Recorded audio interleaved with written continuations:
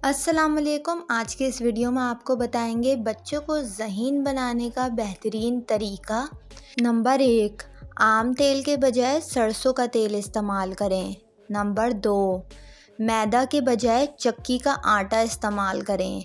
Number 3, फार्मी अंडों के बजाय देसी अंडे इस्तेमाल करें। नंबर 4, मुर्गी के गोश्त के बजाय बकरे या गाय का गोश्त दें। नंबर 5, चीनी के बजाय शक्कर का इस्तेमाल करें। नंबर 6, बनस्पति घी के बजाय देसी घी का इस्तेमाल करें।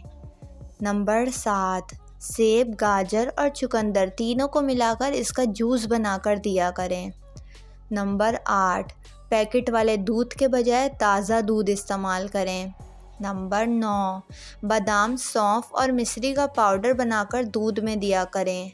नंबर 10, तिल का इस्तेमाल करें, इससे दिमागी सेहत बेहतर रहती है। इन 10 तरीक़ों से आप अपने बच्चे को बहुत आसानी से ज़हीन बना सकते हैं। उम्मीद करती हूँ आपको ये वीडियो पसंद आई होगी। वीडियो पसंद आई हो तो वीडियो को लाइक और मेरे चैनल को सब्सक्राइब करके बेल नोटिफिकेशन ज़रूर ऑन कर लें।